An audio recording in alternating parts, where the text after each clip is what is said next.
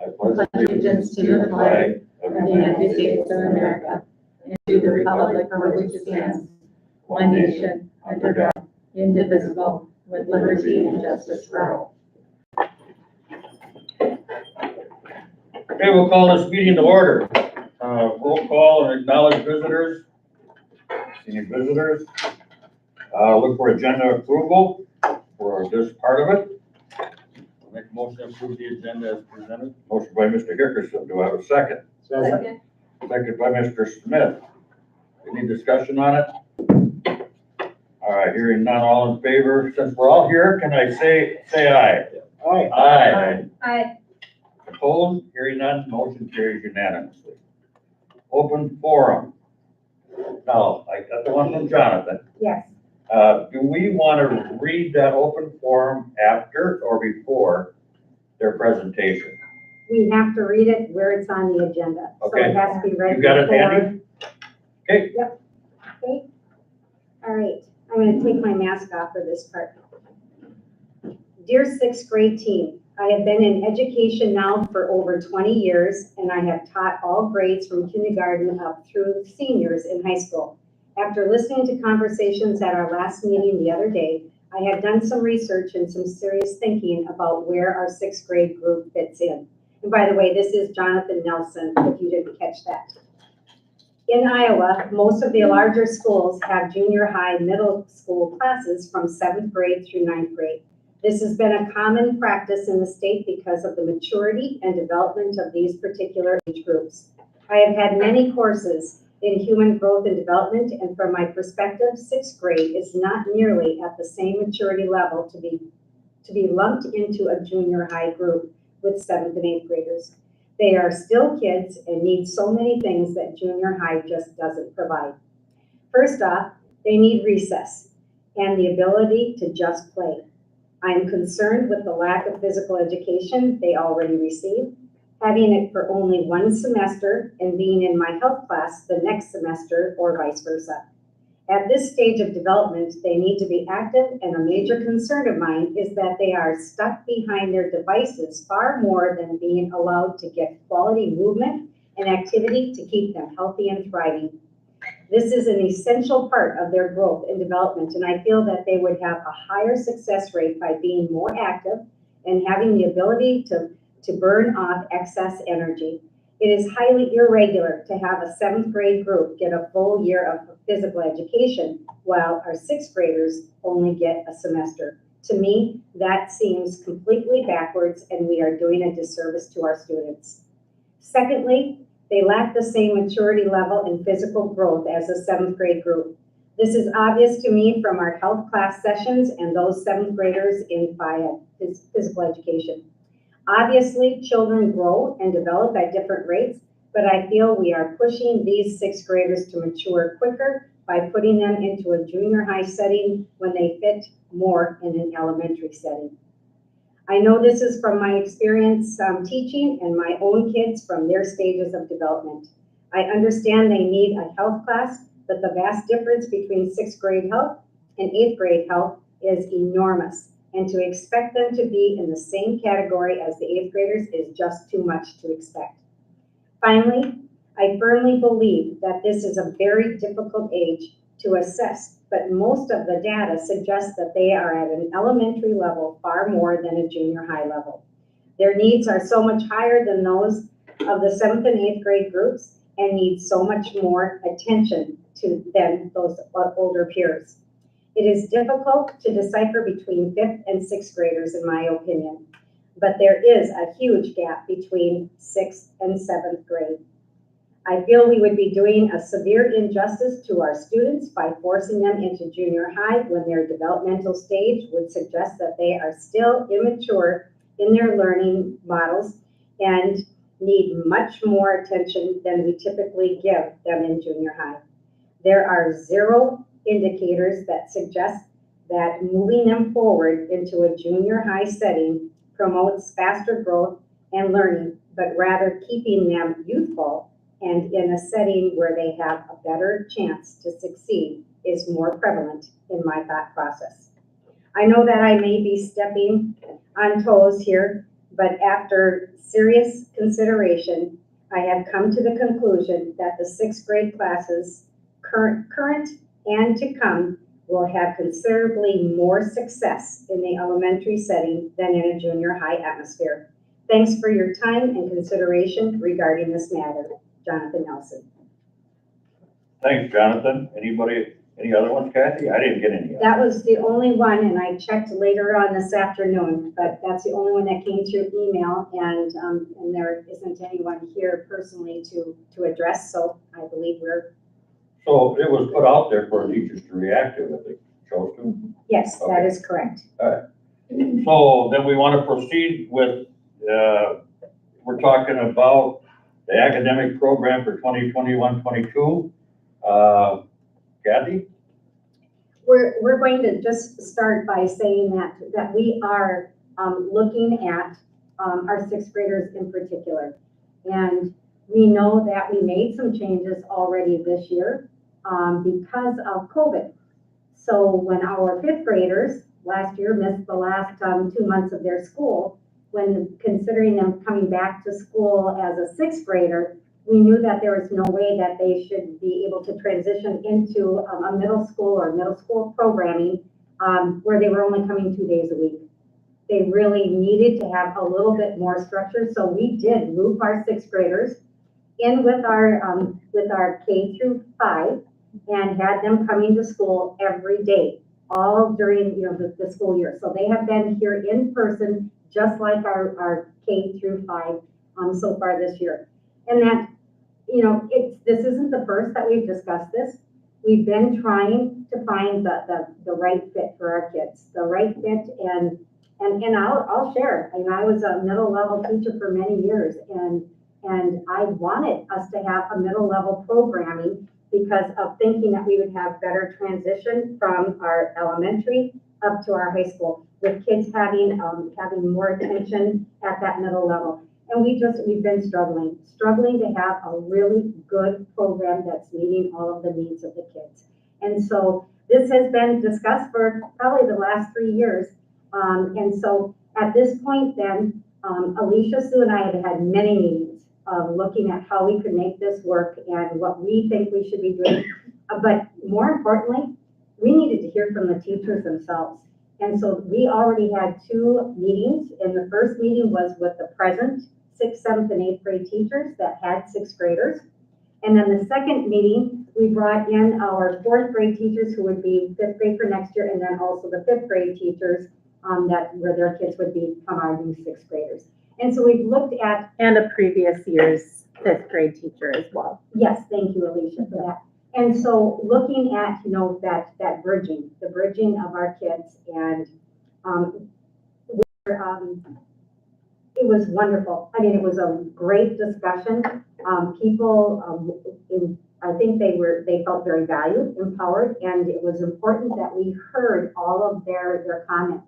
And I was particularly surprised that our teachers that teach the 6th, 7th, 8th graders, they seem to be really positive about having the 6th graders in that middle level programming, and that surprised me. So, but Alicia has done an enormous amount of work in trying to show all of us the data and why we would even be entertaining moving our 6th graders back to the elementary, which is what it was, 15, 16 year, for sure it was. Nope, that was my first year, so it had to be 2 years before Okay, that. so the 13, 14 school year is when. Well, traditionally, middle school is 7th, 8th, and 9th. That's junior high. Junior high. Okay, well, Traditionally, middle school is 6, 7, 8, and sometimes 5, 6, 7, 8. Oh, Sometimes 5 through 8, I sometimes know, I'm 4 through 8. 7, 8, 9. Middle level always changes. So with that, I'm gonna turn this over to Alicia. I can do you just- want the screen? If you want to do it from that slideshow, you could, I suppose. Did you send it to me? I can share it with you. again. It's shared. Okay. Look under slides. Then that would be less transitions for your people and you. I'll reshare. Really, like what it boils down to is we have really good intentions Like, I think we really do. We get strapped for resources and like being able to juggle and handle so many programs as like a small group. So like in the elementary, it can be challenging to be a grade level teacher and teach all the subjects and prep for all the subjects. In the high school, it can be really tough because you are teaching, well, 7 different grade levels potentially. Because of being a small school, you don't get to specialize in any grade level content where you So would in that's a a large huge school. You gap. might teach Yeah. 6th or 7th grade or just 6th grade all day long and plan and prep and have really good experiences for kids. But when we have high school teachers expected to teach all levels, plus differentiate in every single class, plus try to bring in experiences, materials, methods to meet the needs of little kids. I mean, 11-year-olds are kids to me, they're little kids. I just don't think we can do it justice, and I don't think it's for lack of not caring or not wanting to be successful with middle level programming. It's just when you're in the daily grind and you have 7 class periods and you are just rolling along, you can't stop and change what you're doing for one grade level to make it really successful for them. Our 7th graders don't seem to need quite as much as our 6th graders do. And so I just wanted to say, like, I don't think anyone has failed at anything. I just think that we can do a lot better. And I think it's really productive when we keep looking at things like this. I know teachers have been a little bit, some may have had a little sore spot because it might change something they worked really hard on or something they personally wanted to do well at. But like doing that, working on an island, it just doesn't work. And so we see, like, when you have control over your content area, it's great. You get good high school teachers. They really delve in. But then Sue and I and Kathy have the responsibility of like getting outcomes set for the building, for the program, like the whole community, not just outcomes for that room. So sometimes you hear like the teacher's passion coming through, well, it's going great. And it's sometimes we had to say, in your period, Or for even- you, it's going great, but it might not be going great for everybody. Or in Or that for the whole day. content, you know, of looking at the curriculum, because the piece that I'm always more concerned about is the emotional support of these students. I mean, when you're asking 11-year-olds to act like 17 and 18-year-olds, it just doesn't happen. And you know, like Alicia had mentioned, you know, there's a 7-year age gap with some of the teachers in what they're teaching. So they're, you know, trying to do seniors, 17 and 18-year-olds, then they're going down to 11-year-olds. And sometimes that's really hard on the teacher, and it's more hard on the students when that's happening. And so when we're sitting here looking at, you know, the students and their emotional needs, I just think that a lot of the 6th graders just aren't quite ready yet to be treated like a high school student. And so that's where some of the things. And the issues what prompted concerns. me over the past couple of years was Mhm. just kind of more alarming parent comments or emails like, oh, I don't know what to do for my kid. And they default back to me because they just came out of elementary, and frustration there, you know, possibly the lack of ability to collaborate between upper level. You can have Well- department time, but it doesn't work in a small school. No one has common prep in a department. Not in Here. high school. You Yeah. it can't. We don't have enough kids or employees to do something like that. And so they all operate on their own little islands, not knowing that an 11-year-old might have huge tasks to come home in the same day that are monumental and totally inappropriate for their age level. They might not realize that my other 5 colleagues just did the same thing as I did because we didn't have time to collaborate. So we can handle talking through and working through those things even for 7th graders as we move forward. 8th graders, we know we have other rough patches too, like to really look at transition, but this is a big one, and so we wanted to show you. We don't have, in the data packet, we are so small that our data is there, but it's not super telling and not really wonderful, but it's there. Right. So we use what we can, and we can't make any false interpretations of it. Yeah, so those of you who have worked on, especially like our World's Best Workforce, in the past, there's sometimes where some of that data that they want us to use, it's actually, they don't have data for us in some of those areas because it'll say that our cell is too small. It's just because our grade level is so small that it doesn't allow for accurate data. And that is one thing that does happen with our small schools is that, one or two kids moving in or out can skew everything, even their academic grades, the referrals, everything. And sometimes it even changes the emotions of the students, the other students themselves. So,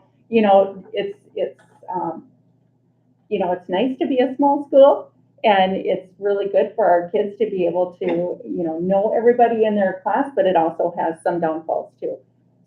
So we try to give you like the most broad brush data that we can show you. And so as you're flipping through past that It's a lot of caution data. page, I think I've shown you this before, but the district rate growth in math, we can see where we had projected students to meet growth in the diamonds, and then where we observed their growth in actuality in the blue rectangles. And so we just kind of take a look at that and know that our growth can sometimes slow over time, just to keep an eye on that and keep supporting our students. It's not necessarily the rigor of the course that's an issue. It's sometimes supporting them developmentally to attain that rigor. So that's math. This next one is the math projected proficiency. And so we can compare this after MCA and see if it was accurate. Of course, that has not happened yet. So that'll be late April and into May. Mhm. And it kind of tells its own story as you look at that. Math for sixth graders has been fairly positive. So we see good instruction, good growth, things like that. When you go to the MCA chart is where you can see the next one has the colored groups that travel across the diagonal. They call it a cohort. You follow the same group of kids as best as you can and just track their year's growth from year to year. So yellow are the same students, blue are the same students. And you can see there's some positive increase, like for example, from 5 to 6 in those yellow and green years, things like that.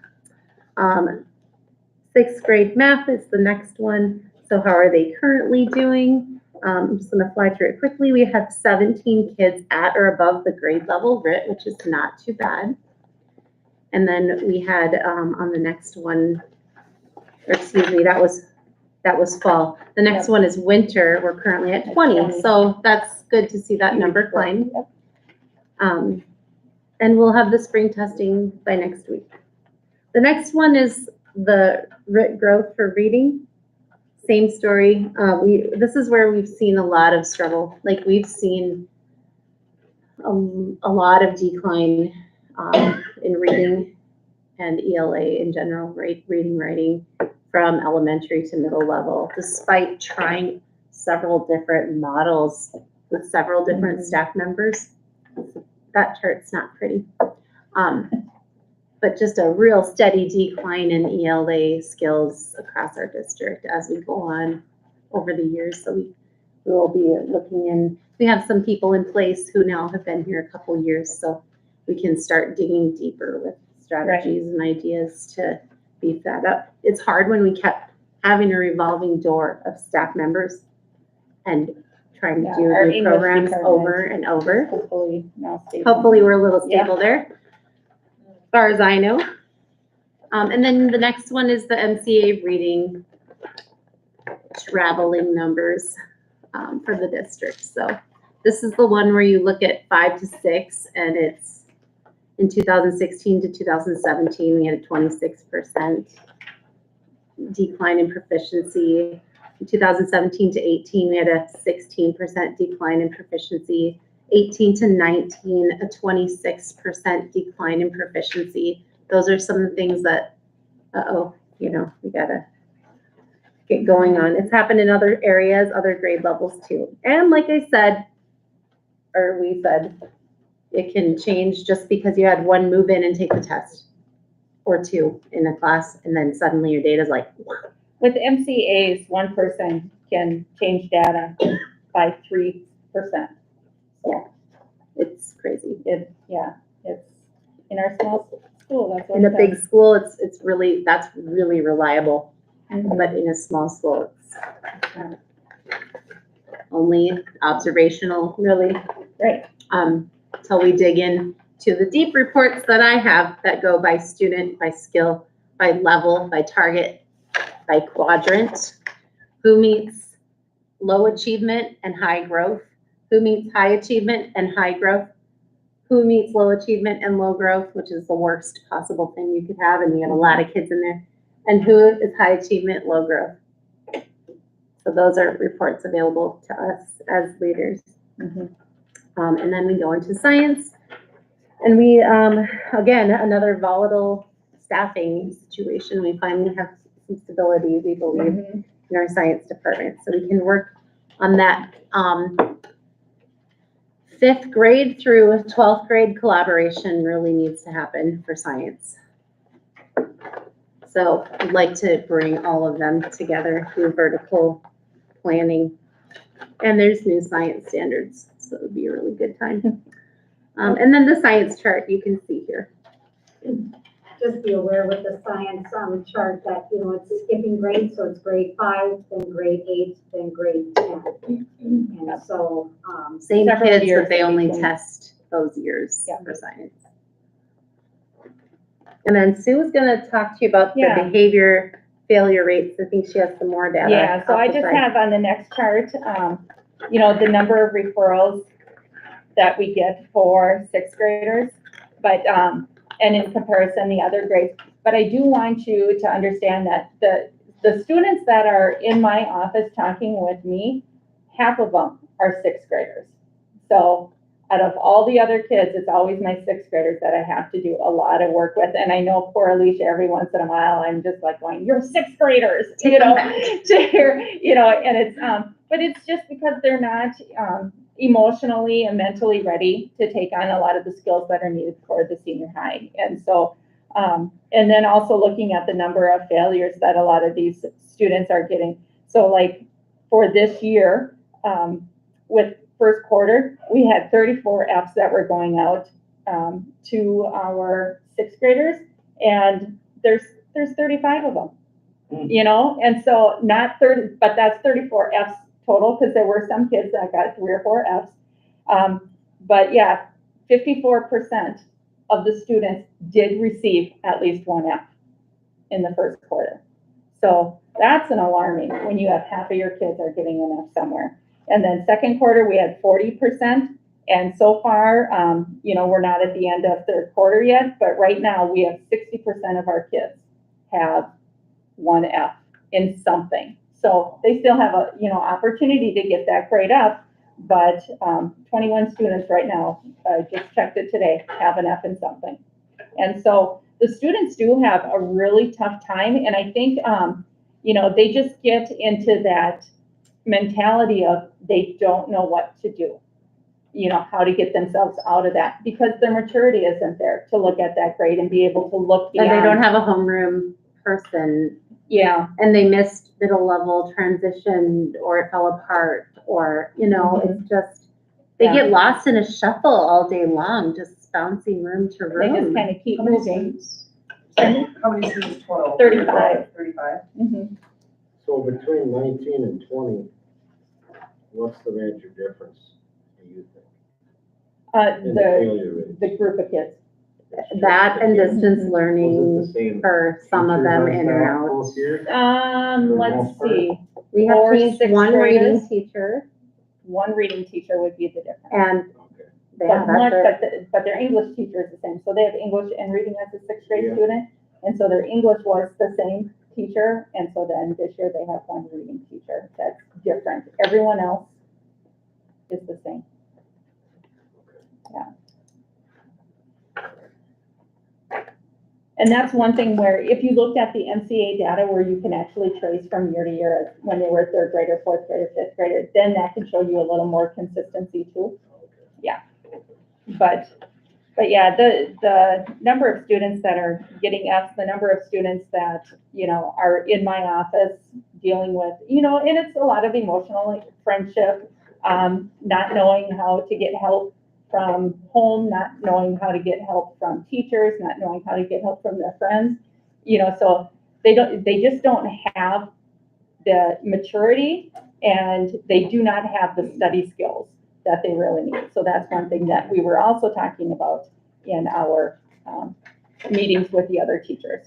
The next, the next set of things we're talking about with them was how to really beef up a sixth grade transition year-long plan that starts on day one, so that the same thing doesn't happen to seventh graders. Yeah. Like, we'd have to really begin hitting that and having goals and milestones to meet throughout the whole sixth grade year, so that all parents are prepared and all kids are prepared, because it takes both. It is hard. When I have a kid going into middle level, I'm like, every time, I've had 2 now, and every time it's like, crap, I got to talk with you every day about what you've got turned in, what's missing, what's not missing, where is this, what is that? It's challenging. So we need parents to be a part of that year-long plan too. Right. So we definitely what we were proposing is, with the sixth graders as the elementary, there's going to be definitely a middle level high school presence in that. And what we mean is, what we see as being ideal would be the students would have a high school desk, so that it's not everything right there for them. Everything will be out in their locker where they would have locks. So as they're transitioning from their homeroom to the next subject, they'll have to go out to their locker, get their things, use their lock so they know how to use it, and then get back into the classroom.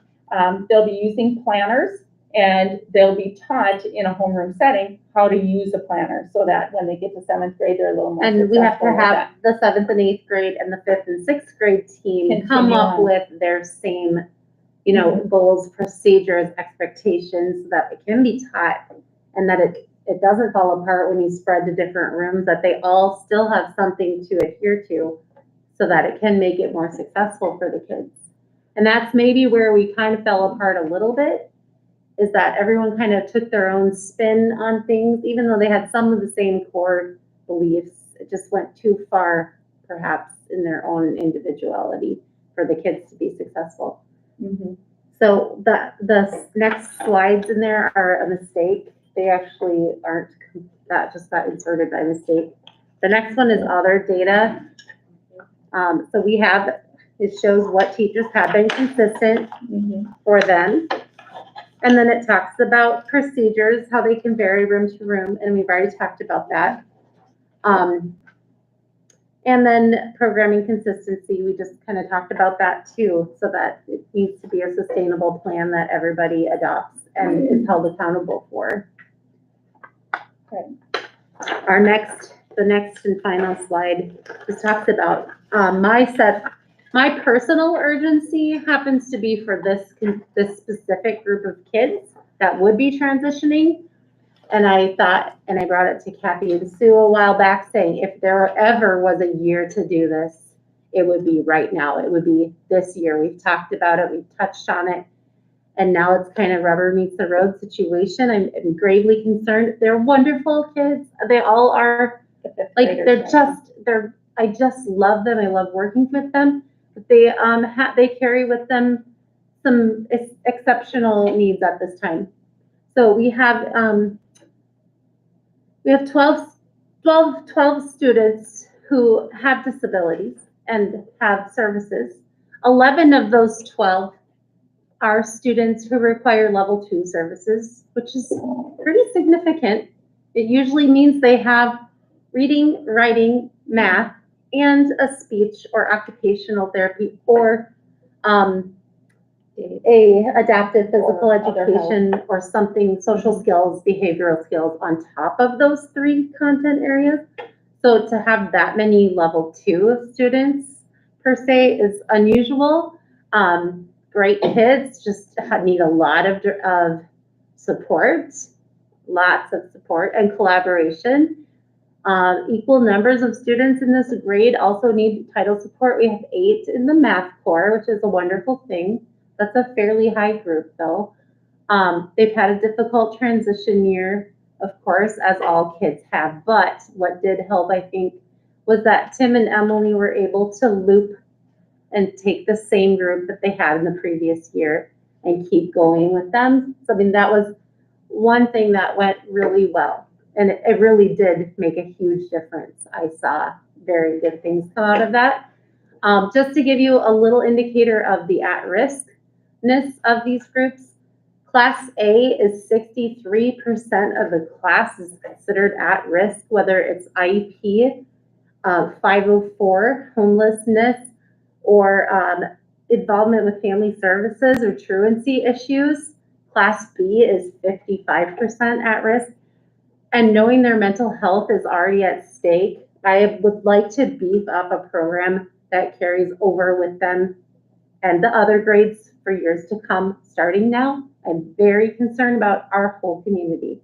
And the mental health trainings we've had recently, I just did one with MDE, our most at-risk kids across the state right now, they're finding are 11, 12, 13 years old.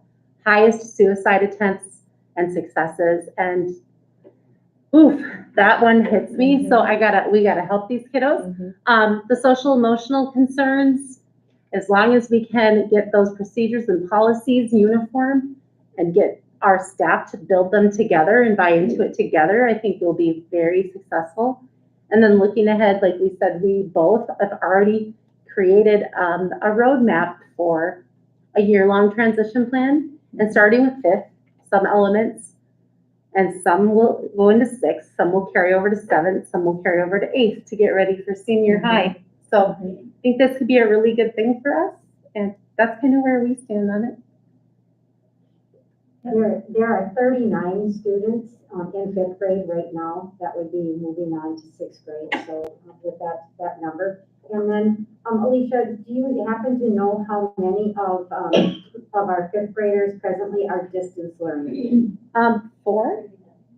One's coming back tomorrow, so 3, I think. Okay, and so do you know offhand how many of our 6th graders, with all the failing rates that we're seeing, how many of those 6th graders are maybe distance learning? I know we had one, but then I thought they came back. So I'm not sure if we have any right now. Okay. I would ask, like in history, if our 5th graders coming in to 6th grade and we got 12 students with IEPs, were they that way in the 4th grade too? No, I mean, this is kind of an anomaly. It's not always like that. Usually I would be in more like the 5 to 6 range. We've had this before though, where we've had a grade really heavily impacted. We have that in our early childhood right now. We just did 16 early childhood special education evaluations in 2 months. So, I mean, you just don't know year to year. Yeah, that's what I just. Or who shows up. At least consistent Yeah, throughout the whole, their No, whole. it's school special calendar. ed is really volatile. it's And gonna actually, be like we're that all the time. exiting, we have plans to exit a couple of kids, but not in this grade, unfortunately. They haven't met goals. So, so that can change too. Like, we're gonna be pulling out some 3rd graders and they've met all their goals and are at grade level, which is awesome. You don't know every year. And who moves in every year, we don't know. So I have a question about the education piece of it. So there was a lot of talk about how well kids are doing in their percentages and stuff on the testing. How is the curriculum and their schedule going to change going from a junior high setting to an elementary setting? Well, we have, the great thing about elementary curriculum is it stops at 6th. So it's a great continuity of what we already have to continue the same curriculum, which we've had good results with. Our math has shown us amazing results. Our reading, we're in the 1st year, but already, much better, much more engaging. So we carry that over into the 6th grade as well, which we already own all the rights to and have. We already, we're already set to go there. For 6th grade math, this current 6th grade teacher chose not to carry up that curriculum, and so that would be a change. Although it's so routine and built on so many common understandings that any elementary teacher could support that sixth grade curriculum. Yeah, and the science curriculum, we're just starting to replace some of the science curriculum, so we have not replaced all of it. So the sixth grade curriculum is the same sixth grade curriculum that has been there probably a good 12 years, so. And So our sixth grade was under middle level to high school, game they played. Below that was all just elementary like it should be, 1 through 5. And the bottom line, you think the sixth graders should be there because you did it 1 through 5 and that sixth year would be beneficial for the changeover to I seventh do grade. think, you know, them being able to have high school type structure in fifth and sixth, like compartmentalizing, we Yeah. call it, where they Right. share Yeah. teaching experience, like one teaches science to 4 sections or 3, however many we end up with, will help them prepare, but then they also have the childhood experiences that they really need developmentally. Still getting recess. You know, read child They don't get- psychology, anything on that will tell you through age 12, 13, what they really, really need. And they need active movement, play, problem solving. On the playground is where they learn collaboration and problem solving. And So that leads into my next question. Sixth grade is allowed in, sports Mhm. at that level is detrimental? no, Because they were hanging around high school kids, high school No. locker rooms? well, you know, you've got a coach overseeing at their every move. And when we have coaches work with those sixth graders, they know what a sixth grader could do versus what a high schooler can do. And they provide a whole nother layer of support. We have awesome coaches. I've seen them. Well, I'm not And questioning also- that, I'm just Yeah. saying, you're talking about the traumatic part. From a sixth grader, I remember playing sports. Yeah. Sixth grade, I didn't want to play with varsity, but when I got to seventh grade, I was a big man, I'm gonna play with the varsity. I think Well, it's and a lot of Is that times- traumatic at this point? yeah. And a lot of times when sixth graders are playing, you know, a sport, they're playing with the seventh graders. And so it really isn't that too much of a gap Okay, just for curious. them. And they also don't do it in every sport either. The ones that tend to bump up higher are the ones that tend to have had Do a well, personal and do this family well. investment in that sport. Yeah. Yeah, I So get they've it. been really working toward that goal. Okay. Well, and if I could interject too, with the policy that the board has, the only sixth graders that can automatically be bumped up are the ones that would be in track and Right. wrestling. That's what your policy says right now. Mhm. And because those are more individualized sports. And if you wanted, if coaches wanted to be able to bring sixth graders up in any other sport, then they're supposed to come to you as a board and get approval for that. That's been done in the past. Mhm. Yes, and it Yes. definitely has been. Mhm. Okay, I got a comment. I'm not gonna pretend to know, I mean, I'm not here every day, you guys are. That's what we pay you for, okay? We pay you to make these recommendations to us. You three are sitting there saying, you know, telling us, okay, you wanna make this recommendation. You know, who am I to say no? If you guys think we can do something better, Mhm. then let's do it. Then let's do it better. So. I agree 100%, I guess that's Brian. where I'm sitting. Yeah, I agree I mean, 100%. I could have stopped you 10 minutes into this and told you that, Could I, no, but could I address the maybe a little elephant in the room, perhaps? Sure. I think schools in general are struggling with culture where, it feels threatening for someone to change programs. And I see it happen where there may be a directive or something given where we feel very strongly, and there might be times where we get no, or a really passionate, we're not gonna do this, like, you know, so we have to come together and be able to say, this is what we feel is best, this is how we're gonna implement it, I need your support, and expect that support and that level of professionalism and collaboration. I'm not saying everyone has issues with that, but it's definitely something that we've seen this year. So we have to make sure we stand on our decisions and support them really well. Well, I think as a board, we give that directive, and that's the decision of the board and consensus of the board, of course. We expect full cooperation from every administrator, if that's what you're getting at. plus the fact that teachers knew about this. Nobody sent me anything, nobody came here to tell me any different, No? so, Well, and we can do this with the same staff we have then. Yeah. So we don't need to well, hire no, I don't anyone? know. No. That will be something you discuss Yep. in the very near future, I believe. Okay. We'll need to have some additional staff. But I'd like to share that, you've heard this, it's because of COVID also, that it has really opened up our eyes to our kids living in a world of uncertainty, and then to have them come into school and, expect them to be, to expect them to go through a transition that they haven't been prepared for, and that they're not mature enough to go through completely on their own, has been really hard on them.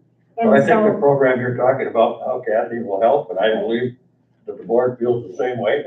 okay, but before you go on, excuse me, Mr. Chair, the reason why this can be so supported by all three of we administrators is because it's going to be better. We're gonna make it better because we're going to basically dial back. We're going to have our 5th and 6th grade working together with transitioning and getting kids more ready for going up into the next level. But at the same time, we are still not doing justice with our 7th and 8th graders either. And so by bringing this to you, we're going to be revamping our 7th and 8th grade programming too, because the kids at those grade levels need just as much help with study skills. And so they don't have them, so they have to be taught those skills. And so we're very adamant about this working. And there were years, it must have been 12, 13, 14, that we did have our 5th, 6th grade working together as that transition of going up into 7th and 8th grade. But the reason that this all had to come to you is because we have to have board action to change the program dynamic. So there's a report that has to be sent to the state where I changed the configuration. So when we perform our MCAs, then our results will come back as 3 through 6, and then 7 through 12. That's how it'll come back. And so we have to decide too, I mean, we could possibly still have a middle level, but it would be a middle level of 7th and 8th grade. And you gotta go to the state to get their approval to do that. There is a policy, there's board action that has to take place to formalize that configuration for our school district. And can we get it done prior to the next school year? Yes. Okay. And so we would be doing that. We're gonna actually ask you to take action on this at the April 12th meeting. As I think, we need to be able to move forward with everything else that we have planned. And so, when you said that you have consensus, or Brian was saying, hey, you guys know what you're doing. You do what you need to do. That's why we're in that position. So if we can have a consensus from you, but then, of course, the formal action would need to take place on that 12th to change the program configuration of the district. Well, I would ask each board member their opinion. I still have some questions that I wanted to Okay? ask before we get too lost here. All right, when you said that there is referrals that come to you, Ms. Davis, that's just to come in for, sent to the principal's office because there needs to be something addressed, right? A referral is an actual, not just coming to my office and talking to me about something, because there's lots of times that kids come and talk to me, and it isn't a referral. Okay. So, How many, Those are like major violations Yeah. of handbook rules, Okay, so- Or repeated insubordination. Yeah. discipline, Yeah. those result in like a disciplinary They action? can. some do, some do not. Some Is there a high is, percentage? Kind of whittle this down Pardon a me? little bit. Is there, of those referrals that you've taken, is there a high disciplinary turnover, I guess you could say, you mean like repeat offenders, or? right, regarding the same Uh, issues, same kids? A lot of Yes. times we turn them over to the guidance counselor as well, At first, to try to before it becomes a Assess. referral. But yes, once it becomes a referral, then I would say that, there's definitely repeat offenders in there, but then, and repeated offenses too. Is it So, like behavior, like being mean to your classmates, bullying your, or is it more like they're not concentrating in class and No, it would be pretty higher level behaviors, because teachers handle most of those lower things, like not paying Yes. attention on their own. Yeah. Unless it's like a repeated offense. So there's majors and there's minors. And most minors are dealt with in the classroom at first. Sometimes they come to me prior to referral, and then I talk to them about it. But then when it becomes a repeated act where, several times the student has done the same thing, then even though it's kind of a minor offense, it still results in a referral. So it's more of a formal process, because then those actually get sent home so that the parents are aware of it. Sometimes I'm afraid that parents aren't always aware of what their students are doing when they come down and talk to me, and I, kind of talk about the behavior we really want to see, or the actions we really want to see here. And so then they go back to their class, and they might not even mention to their parents that I talked to them about something, because it is a minor thing, so. Okay, so I have a question about the behavior. So how do you think that the behavior is gonna change, and why, going from the junior high setting and then putting them into high school? Because it seems like it might just, maybe I don't understand, but it seems like it's just maybe like an age thing. And how are we gonna prevent these same behaviors that are happening in this junior high setting, now dropping them down into the elementary setting? How is that gonna stop? That's a good 2 to 3 hour discussion right there. Yeah, Because, that's that would No, be for real, looking at a lot of stuff. it's part of like planning with that team, and how do you respond? How do you use our PBIS for the Right. positive behavior supports and motivation? And then how do we use different strategies and trainings and programs that we've had to intervene, and like who's gonna do it? And then people are assigned to who's gonna do it, like who's gonna be there to intervene. Because in the elementary, we've kind of walked more away from that model that's being used in Upper Lovely, try to meet them on the spot or find someone or deal with it and get them back to class as quickly as possible, until it becomes a big deal and they need a big timeout, but And then it takes a lot of collaboration and talking with your teachers all the time about how are we responding to this kid's needs. Right, and I think a little bit of the maturity, once they have another year, and as a sixth grade, when they're doing their study skills, I think that they'll get some of that stuff a little bit better organized, so that they're not anxious and upset. They'll be a little bit more mature when they're using their Chromebook so much. When they're in an elementary setting on their Chromebook, the teacher has so much more overwatch as to what the students are doing. And once they get into the high school setting or middle level setting, then they're moving from place to place to place. And, a lot of the referrals have to do with Chromebook. And sometimes they're sending emails, they're sending, Google Hangout messages that are not appropriate. A lot of it is downloading with their free time, or not downloading, but on their free time searching into places that they're not supposed to be. And so, yeah, it's really tricky. Our tech department has a very tough job to try and block all of those things. And so, yeah. Behaviorally, we are not like a school where we have like Huge really behaviors. huge out of control behaviors. No. I mean, those are kind of,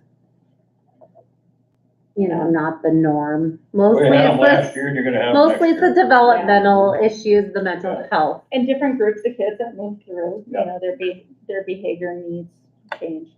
Would there be looping again with our fifth, or a fourth to fifth, or a fifth to sixth? Most likely not, because more than 2 years of looping in research has not shown to be effective. Looping is when, like, how. You keep the same third teacher for grade, 2 like, years. fourth grade. Oh. Yeah. The teacher stays. Same with the teacher. group of kids Got for it. 2 years, and then starts over and goes back and gets a younger group to Okay. bring up. And it wouldn't help them with their transition either, Yeah. and trying to break from that dependence. Yeah, the only thing with the looping, though, we did as an administrative talk about having some of those having the sixth graders have some teachers that they would still have in seventh grade. And so then, at least when they're moving into seventh grade, they would have some consistency and know some of, Relationships. yeah. And right with their fine arts But and not music all. and art and Yeah. possibly PE, we haven't figured that out yet, but there would be, a few teachers that they would already know and have a relationship with. So the plan would be kind of a little bit more Yeah, gradual. and it would be, So it's not- you know, it used to be like a Yes. quarter at the end of the year, they'd really prep them hard for that transition, and this time it would just be a full year of being ready for that transition. So can I ask another silly question? I think I should know. Do we run on a 7-period day or on 4? 7, 7, and that's right now that's 6 through 12. yes. And does our 5th grade rotate classrooms independently at all? Or They is that have, but done? not this year with COVID stuff, we did not change any groups of kids around. So do the teachers come into their Nope. classroom then, or one teacher teaches? We them? just did not, we took that off the table for this year. So then looping the kids down to the 6th graders into elementary, would they get to practice? You mentioned they practice switching a Yeah, couple, but not yes. 7 times a day. Right, 7 Yes. classes a day. they may go to 4 different, Okay. things throughout the day. And just as with any new program, we would be evaluating along the way. So we'll give you updates, and then, of course, we do a more formal kind of end-of-the-year evaluation. How did this work? You know, are we going to try again for another year? You know, and granted, you know, the more longevity you have with a program, the better the data is to be reliable. So, lots of plans, and I have complete trust that we are going to be creating a really dynamic program for the kids, and it's needed. It's needed because of what they've been living through for the last 2 years. I think it's a good idea. I know that I've done the world's best workforce for a couple of years, and I know that there's always been that little hiccup with our 6, 7, 8. So I'm glad that there's gonna be some change coming to maybe smooth. So you're supporting it. I do. How about you? Yeah. Yep. Yeah, I I support. have to ask questions. So you got it. Thank you guys so much. So we will move on with that, and I'll bring the actual action item to you at the April 12th meeting. Perfect, thank you. Thanks, ladies, you did a good job. Thank I you. think. Valuable information. Okay. We'll move on to number 6. We'll close this meeting for the labor negotiation strategy. At 6:50. 6:50. Okay, this meeting is closed. Oh, you have to have a first and a second and a Okay. majority vote. Here we So go. move. Motion by Mr. Hickerson, second. Second by Reno Gunderson. Any discussion on that? All right, all in favor, say aye. Aye. Motion carries. We're in closed meeting. Okay, the reason for